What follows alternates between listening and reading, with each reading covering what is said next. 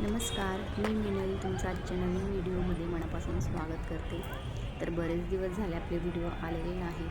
तर ते का आले नाहीत त्याचं कारण मी तुम्हाला नंतर एका व्हिडिओमध्ये सांगणार आहे. पण त्याआधी तुम्ही आता हा व्हिडिओ बघायचा आहे. हा व्हिडिओ आहे दरवर्षी 15 जानेवारीला आर्मी डे साजरा होतो. त्यानिमित्ताने बऱ्याचशा गोष्टी सादरीकरण करण्यात येतात. त्यानंतर त्यांची परेड वगैरे असते 15 जानेवारीला. सो ते परेडचं जवळजवळ 8 दिवस आधीच जयपूरला ती परेड झाली. तर ते परेडचे जे म्हणजे दृश्य होते ना ते दाखवत होते. भरपूर पूर्ण जयपूर होतं. तर ते वेगवेगळे दिवस त्यांनी ठरवलेले होते. मग एक दिवशी डिफेन्सला, एक दिवशी म्हणजे असं सामान्य लोक वगैरे असं जयपूरचे रहिवासी असे प्रत्येक एरियातले लोकांना वेगवेगळे दिवस त्यांनी ठेवलेले होते. तर जवळजवळ हे कार्यक्रम 8 दिवस आधीच चाललेला होता हा.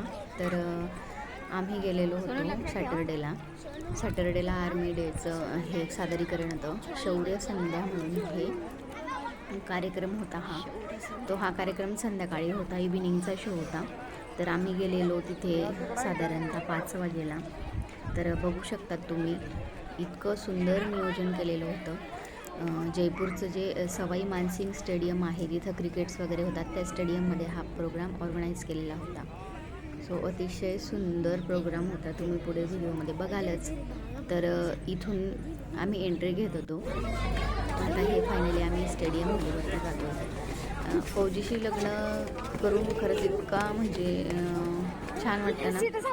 काही गोष्टी आपण आयुष्यात कधी विचार केलेल्या नसतात किंवा कधी आपण बघितलेलं पण नसतं, पण ती गोष्ट आपल्याला एका फौजीसोबत लग्न केल्यानंतर बऱ्याचशा गोष्टी आपल्याला नवीन बघायला मिळतात, शिकायला मिळतात. तर इथं आम्ही स्टेडियममध्ये एंटर केलेलं होतं. बघा आम्ही 5-5:30 आम्हाला एंटर होतो 5:15 झालेले. पण तोवर किती पब्लिक होती बघा तुम्ही. पूर्ण स्टेडियम कुठे कुठे जागा रिकामी होती. सो इथे आम्ही जिथे जागा दिसली तिथे बसलो. पाठीमागं त्यांनी पाण्यासाठी ड्रम ठेवलेले होते. त्यानंतर एक डस्टबिन पण होती. काही मुलं वगैरे काही खाल्लं तर मध्ये टाकायला वगैरे. तर मग कार्यक्रम चालू होतो. थोडा वेळच झाला कारण GOC जे असतात मेन ते येतात. त्याच्यानंतर कार्यक्रम हा स्टार्ट होत असतो. तर बघू शकतात अतिशय सुंदर अशी तिथली म्हणजे व्यवस्था होती. खूप छान वाटतं मैत्रिणींनो. आणि डिसिप्लिन तर इतके असतात ना आर्मीमध्ये, आपल्याला एवढे डिसिप्लिन कुठेच बघायला मिळणार नाही. इतके छान डिसिप्लिन असतात म्हणजे अगदी बैठक व्यवस्थेपासून तर एंट्रीपासून तर म्हणजे सगळ्या गोष्टी अगदी डिसिप्लिननुसार असतात. तर ती एक गोष्ट मनाला खूप भावते की पाहिजे तर असेच डिसिप्लिननुसार सगळ्या गोष्टी व्हायला पाहिजे. तर बघू शकतात अशा पद्धतीने हे पूर्ण स्टेडियम जे होतं आतमध्ये, आता त्या स्टेडियममध्ये सगळा प्रोग्राम होणार होता. हळूहळू जसं अंधार होत होतं तसं लोक वाढत होते. लोकांचा जो क्राऊड होतो जास्त होत चालला होता. आणि मग बघू शकतात आता इथं पूर्ण लाईटिंग, पूर्ण जो स्टेडियम आहे त्या स्टेडियमला पूर्ण तिरंगाची लाईटिंग त्यांनी लावली होती. म्हणजे खूप छान वाटतं. लोक कुठून आलेले होते बघायला. तर खरंच खूप छान वाटतं म्हणजे अनुभव. म्हणजे हा जो अनुभव आहे ना हा शब्दात सांगता येणार नाही असा अनुभव आहे. कारण अगदी म्हणतो ना आपण डोळ्याचे पारणं फेडणारा हा तो क्षण असतो. तर खरंच खूप छान वाटतं. आणि मी तर खरंच खूप हॅप्पी आहे की मी फौजीसोबत लग्न केलं आणि मला त्यांच्यासोबत राहून बऱ्याचशा गोष्टी नवीन शिकायला मिळाल्या, बघायला मिळाल्या. तर हे स्टेडियममध्ये पूर्ण असे प्रोग्राम चालत होते. तर याच्यामध्ये भरपूरसे असे प्रोग्राम आहेत. त्यानंतर आपला जे पुलवामामध्ये जो अटॅक झाला होता तर त्यावेळेला ऑपरेशन सिंदूर झालं होतं. जी लढाई झाली होती, जे स्ट्राईक झाला होता, अशा बऱ्याचशा गोष्टी होत्या. तर त्याचं सगळं सादरीकरण इथं करण्यात आलेलं होतं.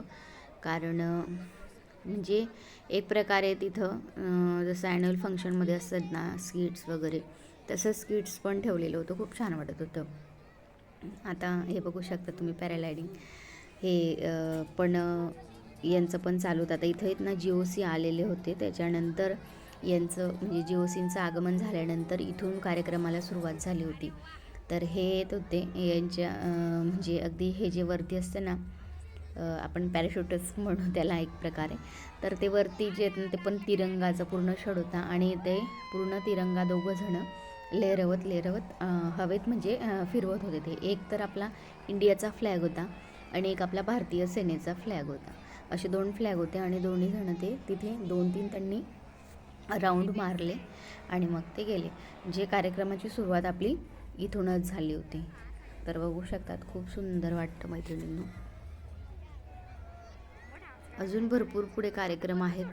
तुम्हाला म्हणजे क्राऊड इतका होता ना, पण लोक इतके सपोर्ट करत होते आणि इतके एन्जॉय करत होते की तुम्हाला मी त्यांचा रिअल व्हॉईस पण टाकते मी पुढे, की लोक खूप एन्जॉय करत होते आणि इतकं छान वाटत होतं, अक्षरशः अंगाला काटे येत होते. जे इतकं सुंदर आणि तिथं ते गाणे वगैरे आणि तुम्हाला सांगू का, देशभक्तीचे जे गाणं असतात ना, प्रत्येक गाणं, प्रत्येक सॉन्ग इतकं मनाला भिडणारं असतं. आणि त्यातल्या त्यात जर एखादी फौजी फॅमिली म्हणजे फौजींची जर फॅमिली वगैरे असेल किंवा एखाद्या फॅमिलीमधला जर मनुष्य फौजमध्ये जर गेला असेल ना, तर ते रिलेट करू शकतील ह्या माझ्या गोष्टीशी, की म्हणजे अगदी प्राऊड मुवमेंट असते ही आणि खूप मनाला असं भिडणारं असतं. त्यानंतर बघा आता इथे ना तिरंगाचे जे बलून होते ते हवेत सोडण्यात आले होते. खूप एन्जॉय केला, मुलांनी एन्जॉय केला आणि मोठ्यांनी भरपूर असा एन्जॉय केला. मला तर अगदी क्षणोक्षणी म्हणजे अंगावर इतके काटे येत होते, अक्षरशः म्हणजे असं फील होत होतं की आपण प्रत्यक्ष खरंच हे अनुभवतो आहे.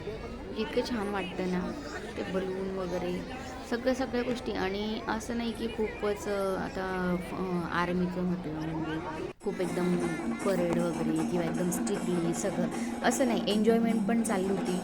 त्यानंतर स्किट्स वगैरे चालू होते. तर अशा बऱ्याचशा गोष्टी होत्या. आता बघा अंधार पडायला सुरुवात झाली. आता इथेच ना खेळ चालू झालेत, मल्लखांब झालं, त्यानंतर तलवारबाजी वगैरे असं चाललं होतं. असे छोटे आपल्याला इथं खेळ दाखवण्यात येत होते. आणि त्यानंतर स्टेज समोर जो स्टेज दिसतोय त्या स्टेजवर साऊथ इंडियन बँड पथक होतं. ते त्यांचं बँड पथक तिथं शो करत होते. आणि हे मल्लखांब करताना आहे ना एक जोकर पण होता, तो पण एन्जॉयमेंटसाठीच तिथं ठेवलेला होता त्यांनी, जेणेकरून जी पब्लिक आहे त्या पब्लिकला थोडं एंटरटेनमेंट व्हावं. आता हे मल्लखांब वगैरे हे आपल्या महाराष्ट्रामध्ये सगळ्यांना माहिती असेल, सगळ्यांना, पण काही ठिकाणी थोडंसं याचं माहिती नसतं. त्याच्यामुळे हे जे दुसरे लोक आहेत ना, हे बघून इतके खुश झाले होते की असं पण काहीतरी असतं.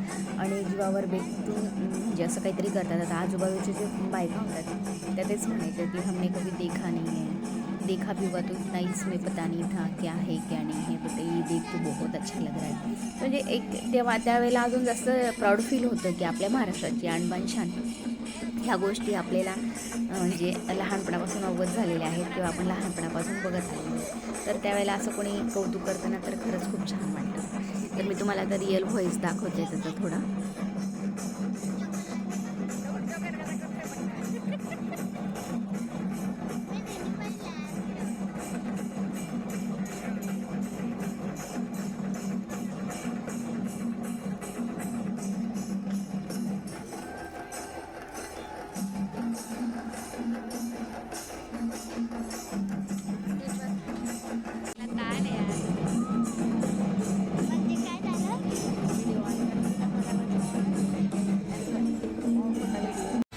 आता इथे ना सुदर्शन चक्र जसं फिरतं ना तसे इथे लाईट्स दाखवले होते. त्यांनी म्हटलं होतं की जसं ऑपरेशन सिंदूर झालं होतं ते एक सुदर्शन चक्रच आपण फिरवलेलं होतं. त्याचं इथे छान असं छोटंसं डेमो दिलेलं आहे त्यांनी.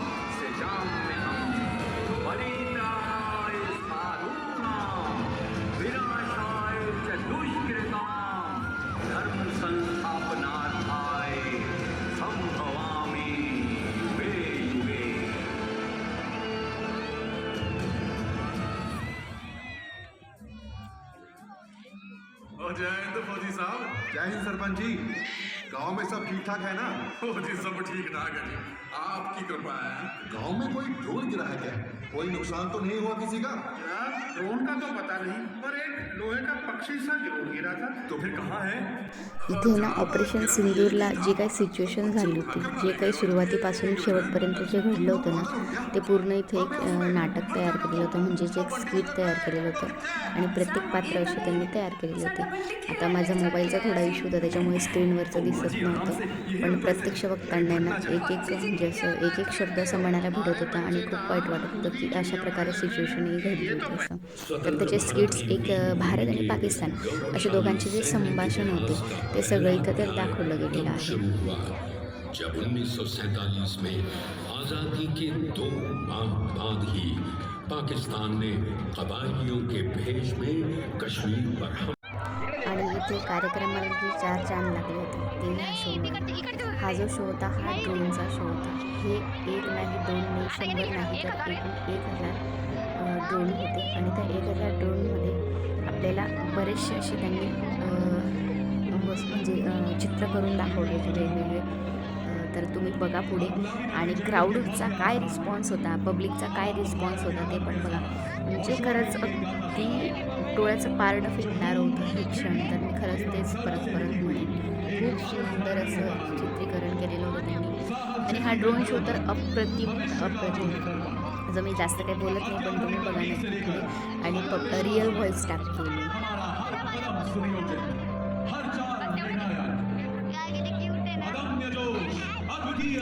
ह्याची लाईट आहे सगळी पब्लिक वरती आकाशाच्या दिशेने आपला मोबाईल घेऊन व्हिडिओ जे तो क्षण आहे तो आपल्या मोबाईलमध्ये कॅप्चर करण्याचा प्रयत्न करत ते खरंच खूप छान होतं.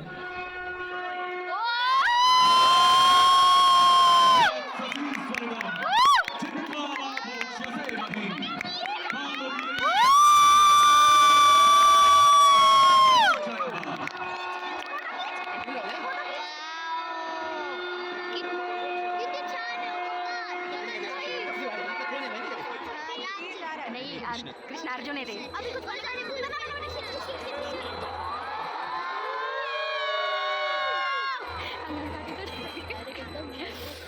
हे काय पण काय भारत के वीरों की ताकत परंपरा से जुड़ी और गौरवमयी इतिहास से सुसज्जित है. जय माताजी माताजी.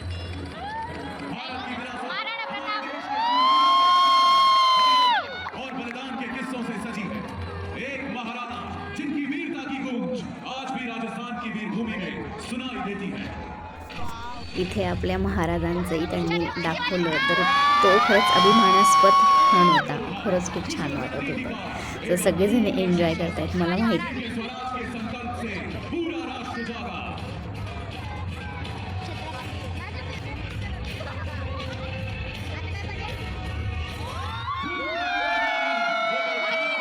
झाशी की राणी रानी लक्ष्मीबाई जिनके साहस के सामने अंग्रेज सेना ने घुटने टेक दिए.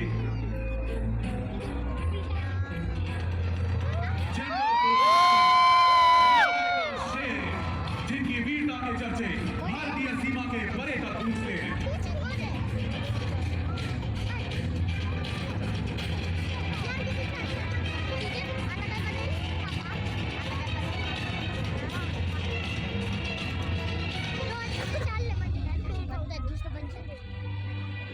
आजाद भारत की शान और अभिमान भारतीय सेना हमेशा ही देश सुरक्षा के प्रति तत्पर रही है. हर जगह भारतीय सेना का एक ही संकल्प रहता है, सुरक्षा, शांति और समर्पण. ऑपरेशन राइनो के घने जंगल, ऑपरेशन ऑर्किड की धुंध भरी घाटियां हो या ऑपरेशन हिफाजत के खतरे, हम हैं देश का विश्वास, देश के रखवाले. हमारा वचन राष्ट्रीय हित सर्वोपरि.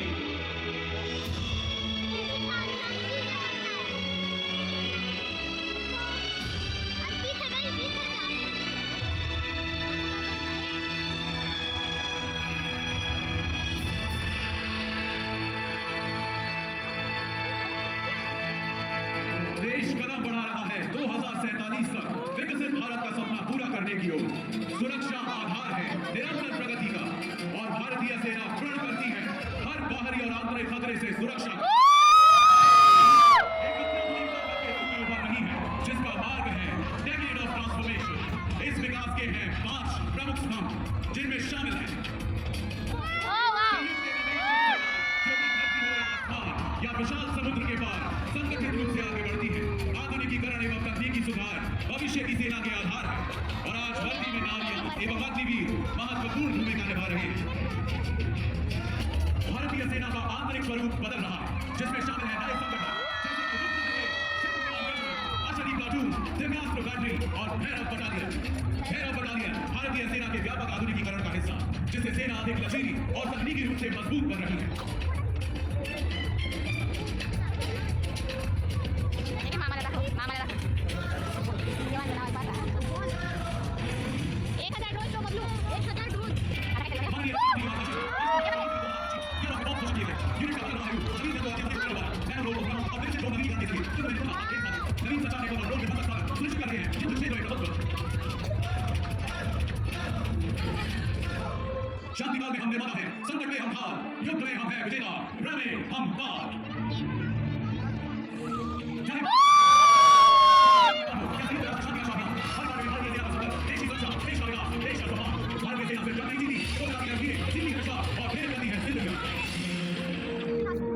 तूफान से लड़ा जो टक्कर रहा, हर कदम पर दिखाए वो हौसला रहा, सीमा की रक्षा में जीवन अर्पण कर महाभारत की राज साफ करें।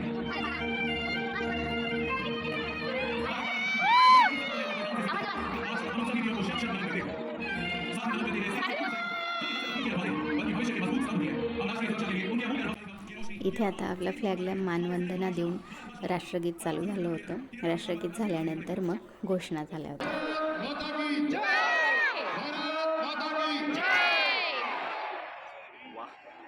एक नंबर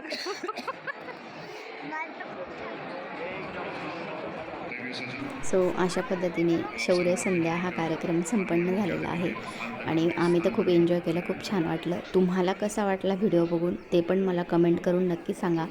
व्हिडिओला जास्तीत जास्त शेअर करा आणि लाईक करा आणि नक्की कमेंट करून सांगा कोण कोण कुठून बघतंय आणि फौजी फॅमिली कोण कोण बघतंय मला ते पण कमेंट करून. जय हिंद, जय भारत, बाय बाय.